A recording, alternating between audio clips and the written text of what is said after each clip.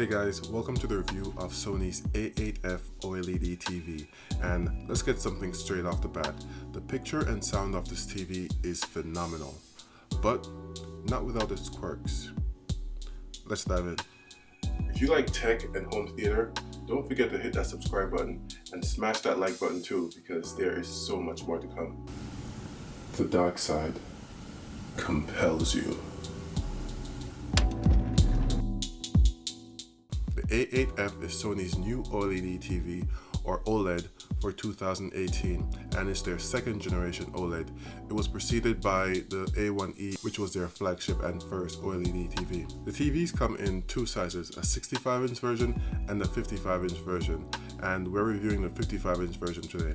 But they're exactly alike, except for a few minor differences, like screen real estate, the space necessary, and price. You know, minor differences. So what's an OLED, you ask?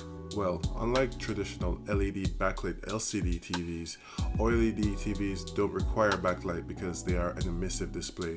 This means that each of the over 8 million pixels provides its own light. This is the newest technology in the TV space, and it promises to offer significant improvement in picture quality. Some of the main advancements this technology brings is the elimination of motion blur and the perfect contrast ratio.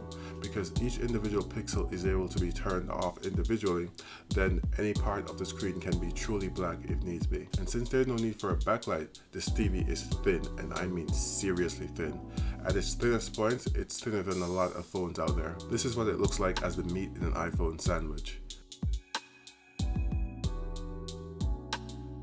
The lower part of the TV houses the brains and the tuner, so it juts out a couple inches. The A8F runs Android TV, and that means it has apps. A lot of apps. Chances are you can find any streaming app your heart desires and a multitude of games and other apps. The TV has 12 picture modes and looked great out of the box, so I didn't have to fiddle around with the settings to find a mode I was happy with. The picture wasn't washed out or oversaturated, and the motion handling of the TV was some of the best I've ever seen. It really is one of Sony's standout areas. The X1 Extreme processor plays a big role here. I personally prefer the Cinema and Cinema Pro modes for movies and streaming, and the game mode for gaming, obviously.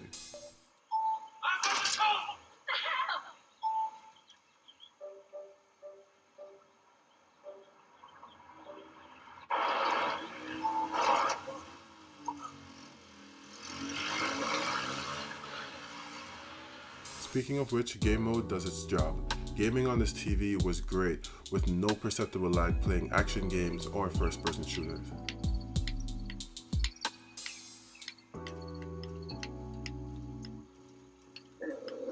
The sound reproduction is another area where Sony scores a home run with this TV. The TV has what Sony calls the Acoustic Surface. Now what this means is that it uses two actuators behind the screen to vibrate the screen and produce the sound. So sound appears like it's coming directly from what's happening on screen.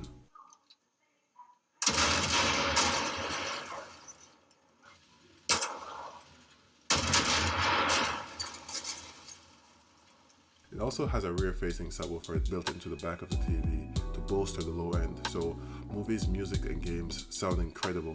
You could actually forego a soundbar if you wanted. It sounds that good. For those wanting more elaborate home theater surround sound like Atmos, for example, a receiver and discrete speakers are still king.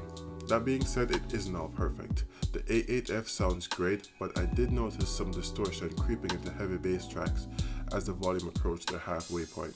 Android TV also isn't without its quirks.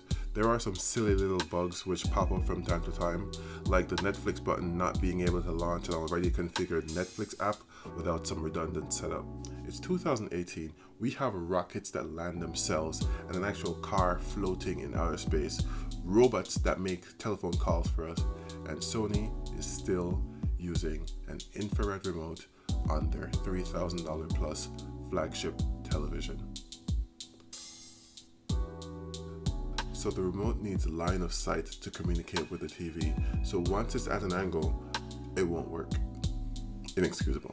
It's It's also important to note that though the TV has the blackest of blacks and an amazing picture, it can't get as bright as some of the top LED backlit LCD TVs out there, so it may suffer in a brightly lit room. The screen is also glossy, which doesn't help because that's prone to reflecting bright lights. So having the TV in front of something like a window can be pretty distracting without some controlled lighting. There's also the small possibility of some image retention, which is inherent to OLEDs as a technology and not just the Sony specific model. A TV of this caliber in 2018 is more than just its picture quality, and with the features of the A8F and the picture quality it delivers, I would definitely say it's worth it. The future of television is here now, and I would say that Sony's take on it deserves some serious consideration. Thanks for watching. Peace.